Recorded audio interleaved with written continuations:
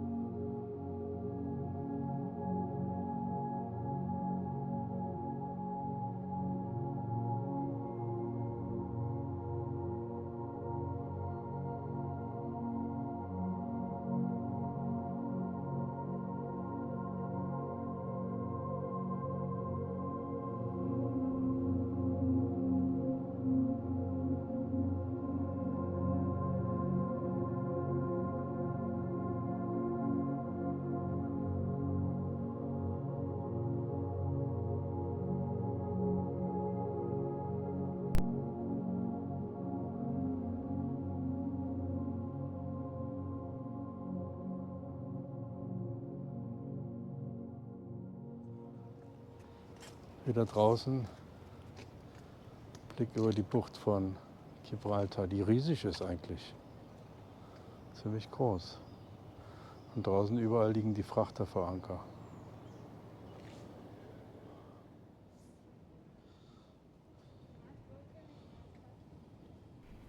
Der Skywalk ist eine Plattform aus Panzerglas, von der aus man beide Seiten sehen kann, sowohl das Mittelmeer rechts als auch die Bucht von Gibraltar, im Prinzip und dahinter den Atlantik auf der linken Seite. Toll. Toll, ne? Super schön gemacht alles. Ja.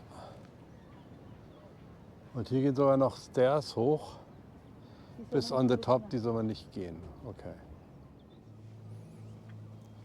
So, da oben wartet der Fahrer wieder. Das war wirklich das Beste jetzt, hier mit dem Fahrrad zu fahren. Wir sind hier an dem Aussichtspunkt, wie gesagt, wo man links die Bucht von Gibraltar sieht und rechts das Mittelmeer sieht. Toll ist das.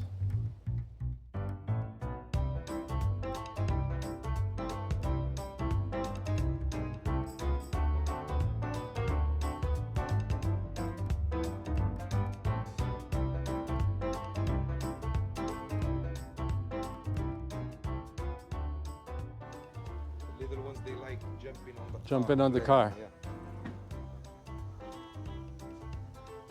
They get fed 3 times a day. Ah, Fruits and vegetables. Look at this one bleeding from the fight. ja. Oh ja.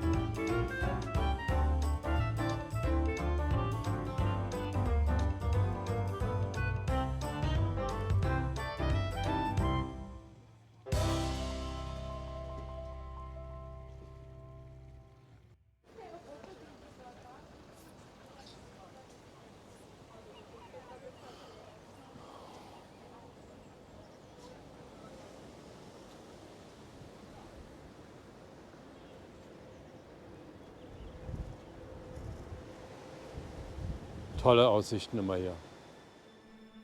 Das Tunnelsystem von Gibraltar wurde im Laufe von fast 200 Jahren hauptsächlich von der britischen Armee gebaut. Innerhalb einer Landfläche von nur 6,7 Quadratkilometer verfügt Gibraltar über rund 55 Kilometer Tunnel, fast doppelt so lang wie sein gesamtes Straßennetz. Die ersten Tunnel, die ab 1782 mit einfachsten Werkzeugen gegraben wurden, dienten als Kommunikationsweg zwischen Artilleriestellungen und Geschützen in Schießscharten in der Nordwand des Felsens. Weitere Tunnel wurden im 19. Jahrhundert gebaut, um den Zugang zu abgelegenen Gebieten von Gibraltar zu erleichtern und Speicher und Stauseen unterzubringen und somit die Wasserversorgung für Gibraltar sicherzustellen. Das 20. Jahrhundert erlebte bei weitem das größte Ausmaß an Tunnelbau, als der Felsen in eine riesige unterirdische Festung verwandelt wurde, die 16.000 Menschen zusammen mit allen Vorräten, Munition und Ausrüstung aufnehmen konnten, die benötigt wurden, um einer längeren Belagerung standzuhalten. Der Tunnelbau wurde erst 1968 eingestellt, als die letzte spezialisierte Tunnelbaueinheit der britischen Armee aufgelöst wurde. Seitdem wurden die Tunnel nach und nach an die zivile Regierung von Gibraltar übergeben obwohl einige immer noch im Besitz des Verteidigungsministeriums sind und einige vollständig abgeriegelt wurden, da sie jetzt zu gefährlich sind, um sie zu betreten.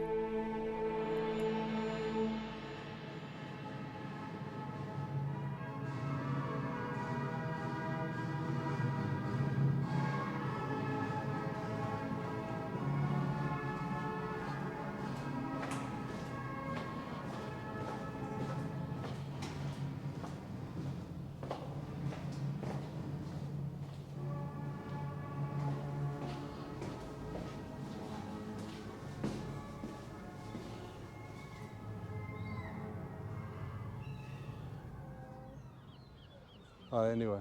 And that is a military base at the top there.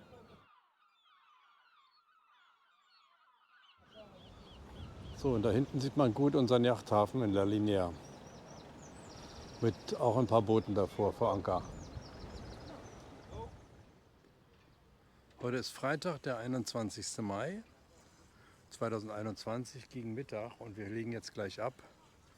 Leider ist der Wind Ostwind, aber soll sich im Laufe des Tages auf Westwind einspielen. Christina hat uns ausgecheckt, also müssten wir jetzt im Prinzip los können. Wenn man jetzt in Gibraltar wieder ablegt und ins Mittelmeer fährt, dann wird man bemerken, dass man relativ starke Strömungen hat von Achtern. Das ist ja auch logisch, weil ich habe ja vorhin erklärt schon, dass das Wasser vom Atlantik im Wesentlichen reinströmt ins Mittelmeer. Und diese Strömung hat man natürlich in der Alboransee auch. Die Alboransee ist quasi der erste Bereich im Mittelmeer, durch den man fährt. Und die Alboransee ist charakterisiert durch entweder Ostwinde, das sind die Levanter, oder Westwinde, Poniente. Es gibt praktisch keine anderen Winde, Ost oder West. Und natürlich wartet man in Gibraltar so lange, bis man einen Westwind hat, damit man da durchkommt. Dann hat man noch Strömungen zusätzlich, die durchaus mal 2 Knoten oder mehr mal ausmachen können. Und das schiebt einen richtig schön rein ins Mittelmeer. Ne? Das ist allerdings auch dann zu bedenken, wenn man wieder rausfährt, aber dazu etwas später mehr. Was man auch noch wissen muss, ist, dass der Wind, wenn wir Westwind haben und wir gehen ins Mittelmeer rein und stärkeren Westwind haben, dann ist es so, dass sich das nach der Straße von Gibraltar nochmal verstärkt. Also man sieht das ganz klar so auf diesen Wetter-Apps, die es so gibt, Windy oder so. Da sieht man das ganz stark, dass der Wind nochmal ordentlich zulegt nach der Straße von Gibraltar und einen zusätzlich noch ins Mittelmeer bläst. Wenn man also jetzt mehr oder weniger in der Mitte bleibt, dann hat man sehr gute Bedingungen, sowohl vom Wind als auch von der Strömung und kann sehr, sehr schnell vorankommen, Richtung Balearen oder wo auch immer man hin möchte. Wie bitte? Ja. UKW geht auch. Kein Problem. So, der Rock nochmal von der anderen Seite. Und hier geht's ans Ende der Bucht. Und danach raus ins Mittelmeer. Und hier fahren wir jetzt um den Europoint, der praktisch als südlichster Punkt Europas und den Eintritt ins Mittelmeer darstellt. Von La Linea geht es mit einer Zwischenstation in Almerimar weiter nach La Azoria. Am Cabo de Gata ist normalerweise sehr viel Wind, aber wir haben Glück, wir fahren ums Kap mit relativ wenig Wind herum. Nach dem Kap haben wir dann wunderbare Bedingungen. Der Wind ist achterlich, wir fahren ungefähr mit 7 Knoten die Küste entlang. Übrigens kann man am Kap sehr gut ankern. Östlich vom Kap gibt es eine Bucht, in der man sehr geschützt ist, und westlich bietet es sich an dem Strand etwas nördlich vom Kap zu ankern. Da sind die Fallwinde auch nicht so stark. Und was haben wir jetzt? Delfine. Das ist natürlich toll. Delfine sind immer toll. Als Begleitung.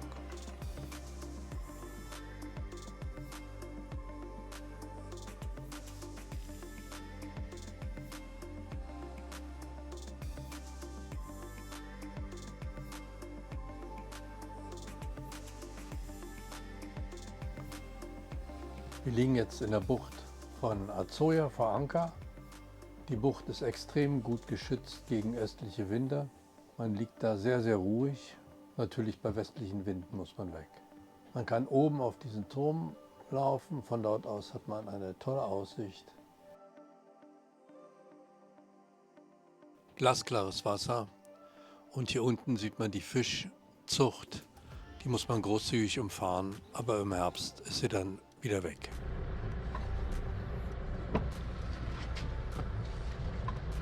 So, der Anker hat sich total reingefressen. Müssen wir rausfahren.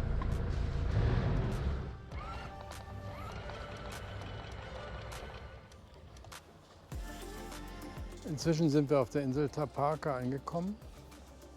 Wir haben heute insgesamt nur 3 Meilen gesegelt. Den Rest Motorrad, es waren insgesamt rund 60 Seemeilen. Und hier war total voll. Und inzwischen ist es ein bisschen leerer geworden. Die Motorboote sind alle abgehauen, die kleinen.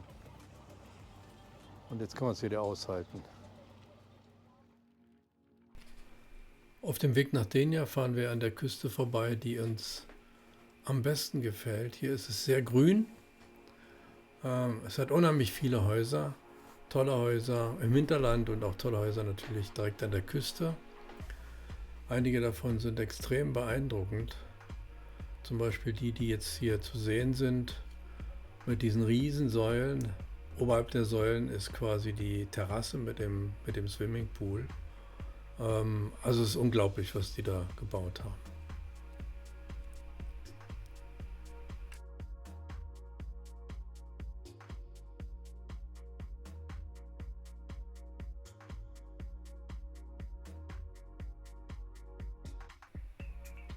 Hier sind wir jetzt am Cap Negre.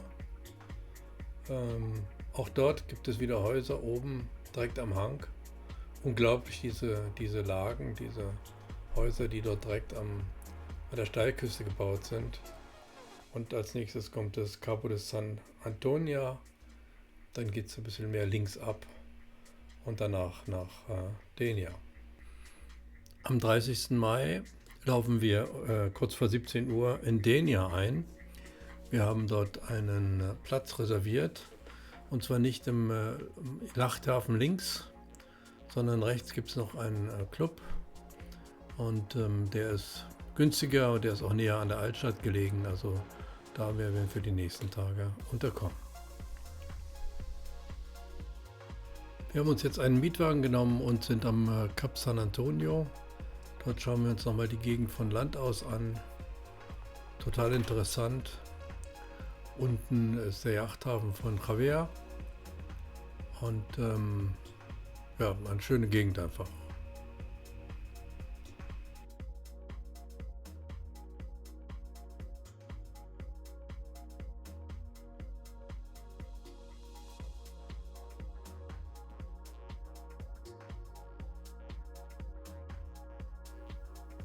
Wir liegen jetzt in El Portet, wie gesagt dem Hafen von Denia, auf der rechten Seite nach der Einfahrt. Es ist auch gleichzeitig ein Fährhafen. Von hier aus fahren die Fähren ab auf die Balearen.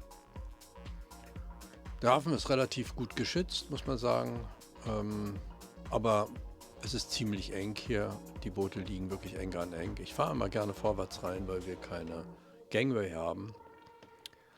Aber es ist recht ruhig hier. Es ist ja auch noch Vorsaison und hier bleiben wir erstmal ein paar Tage.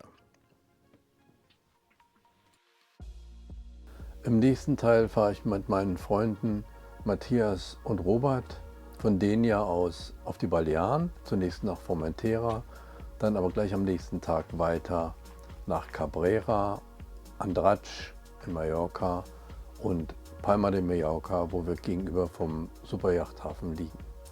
Das ist ein kurzer Film, eine Woche segeln. Ich hoffe, ihr bleibt dabei und bis zum nächsten Mal. Ciao.